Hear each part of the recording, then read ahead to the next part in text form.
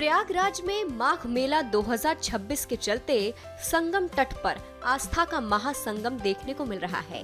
एकादशी के अवसर पर माघ मेले में पवित्र स्नान करने के लिए बड़ी संख्या में श्रद्धालु संगम घाट पहुंच रहे हैं। इसी बीच बॉलीवुड अभिनेता राजपाल यादव भी प्रयागराज के माघ मेले में पहुंचे। यहाँ की व्यवस्थाओं को देखकर वो योगी सरकार के मुरीद हो गए। उन्होंने व्यवस्थाओं की जमकर तारीफ की। उन्होंने क्या कहा, सुनिए। अति सुंदर, बहुत ही अच्छा और प्रशासनिक, क्योंकि मेरा जो है एक घर में होता है, तो जब सबके पूरे परिवार के लिए कपड़े बनते हैं तो हमेशा कि ये बटन इधर नहीं लगा या ये बटन इधर नहीं लगा, और उसका ही नाम तो व्यवस्था है। लेकिन अबल बोलें तो सफाई से लेके पूरी बिजली, पानी, सड़क, प्रशासन, सुरक्षा, ये बहुत ही शानदार। जितनी ताली बजाएं उतने कम है। 2002 से इधर जो है प्रयागराज को धीरे धीरे, पहले तो डुबकी के माध्यम से, तो पूज्य दद्दा जी ने जिस तरीके से प्रयागराज की धरती पे 20 साल और पूरे विश्व की महिमा समझाई है बड़े साधारण शब्दों में, तो मुझे लगता है कि अगर मैं कलाकार कितना भी बड़ा होता, लेकिन अगर जीवन दर्शन पूज्य दद्दा जी से नहीं सीखा होता तो इतना रिलैक्स बोलते हैं, शांति और शक्ति और भक्ति और सफलता पे विश्वास करके जीवन को समझने का ये मौका नहीं मिलता। मैं इस धरती का ऋणी हूँ, दद्दा जी का ऋणी हूँ। एक माता, एक पिता, एक गुरु।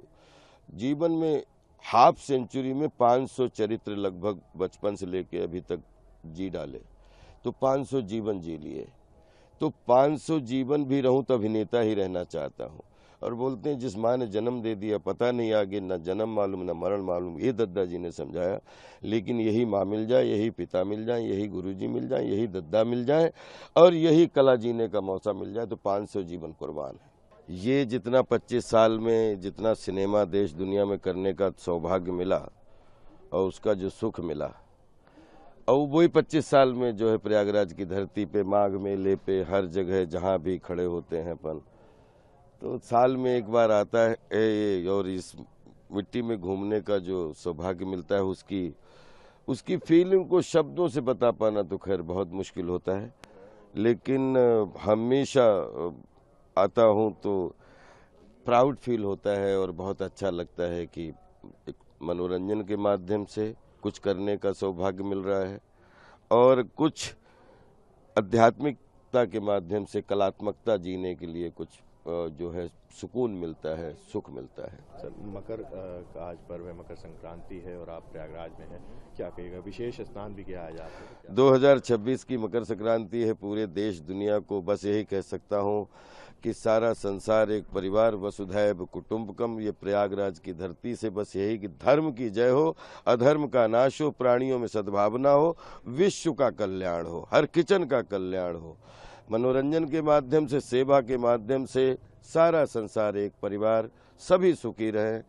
मकर संक्रांति की जो पतंगे हैं आपके जीवन में उन्नति की तरह उड़ें और सब अपना ख्याल रखें, अपने पड़ोस का ख्याल रखें, अपने संसार का, अपने। Love you all. सर, कला को और आध्यात्म को आप किस तरह से देखते हैं और किस तरह से उसको जुड़ाव इसमें देखते हैं? क्या बदलाव आ रहा है? कला तो आज नहीं, हजारों सालों से आध्यात्मिकता का जो है प्रमाण है और कला जो है वो 100% आध्यात्मिक है। कला एक विज्ञान है, मनोरंजन एक विज्ञान है। जिस दिन मनोरंजन के विज्ञान को समझने की थोड़ी सी, जैसे इतना बड़ा सागर है कि जिसको एक जन्म में समझ पाना बहुत मुश्किल है, लेकिन एक चीज कह सकते हैं, जैसे H2O का जो मजा होता है साइंस में, जिस दिन मनोरंजन का वो नशा और वो कैसे आता है वो तो ऊपर वाला जाने, जो आंखें बनाता है।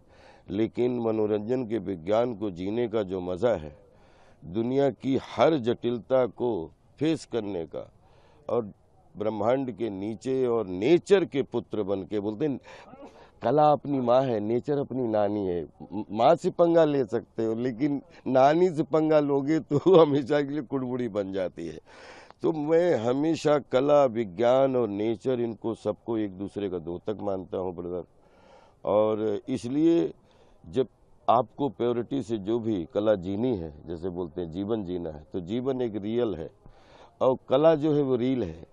तो रियल के इंस्पायर्ड होके कुछ हर कोने के बढ़िया बढ़िया कुछ इंसिडेंट जिसमें हर किचन का मतलब ब्लड सर्कुलेशन अच्छा हो, तो मैं कला, विज्ञान और जीवन तीनों को एक दूसरे का, तीनों का 3 डायमेंशनल 2 तक मानता हूँ और मैं एंजॉय करता हूँ। आध्यात्म के क्षेत्र में आप काफ़ी सालों से दत्ता जी के यहाँ आते भी हैं, क्या बदलाव देखने को मिल रहा है अपने जीवन में और कितना आपको इससे आध्यात्मिकता, देखिए सबसे अगर आप जाएं, जिनका कोई डॉक्टर नहीं होता है उनको एनिमल बोलते हैं, और उनको कैसे नेचर के साथ में पूरी ज़िंदगी अपनी प्रॉपर तरीके से जीते हैं। अगर उनको कोई मारे ना, या उनको कोई हमला ना कर दे, या बड़ा जानवर कोई उन पे ना कर दे, तो सब अपनी अपनी ज़िंदगी जीते हैं और विज्ञान के साथ जीते हैं, नेचर के साथ जीते हैं।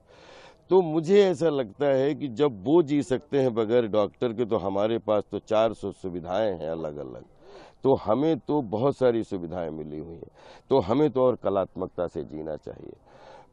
विज्ञान, आध्यात्मिकता और प्रयोग और जितने भी सृजनशील वर्क हैं, उसमें कलाकार, चित्रकार, कहानीकार, पत्रकार, कथाकार, गीतकार, संगीतकार, निर्माणकार, हम सब आते हैं। हम कहीं न कहीं एक दूसरे के कजिन ही हैं, और जो कंप्लीट आध्यात्मिकता से जीवन में वो रियल चीज़ें जीने की कोशिश करते हैं। बड़ा कमाल का ये विज्ञान है, उसे मुझे जीने में बहुत आनंद आता है, और जब तक जीवन है कला जवान रखती है, जवान रहने की कोशिश कर रहा हूँ। आप आध्यात्म से जुड़े हैं, तो कोई एक ऐसा इंसिडेंट आपके नज़र में हो कि जब आप आध्यात्म से जुड़े और वो आपके जीवन में एक बड़ा बदलाव लेके आया? मैं यहाँ खड़ा हूँ, यही बड़ा बदलाव है। Every day is beginning day, every day is learning day, every day is जो है न्यू डे। और मुझे लग रहा है आज की सुबह में प्रयागराज की धरती पर आपसे बात करने का मुझे सौभाग्य मिल रहा है, तो विश्वास करिए चमत्कार से कम नहीं है। नहीं तो ऐसा लगता है कि ज़िंदगी में आप देखो पिछले 10-20 साल से देश दुनिया में जिस तरीके से अपन एक दूसरे के कल्याण की बात करते हो, आज यहाँ खड़े हैं, तो मुझे लगता है बाकी पेशा और पेशगी और जीवन है, लेकिन यहाँ खड़े होना भी अपने आप में एक दूसरे से चमत्कार से कम नहीं।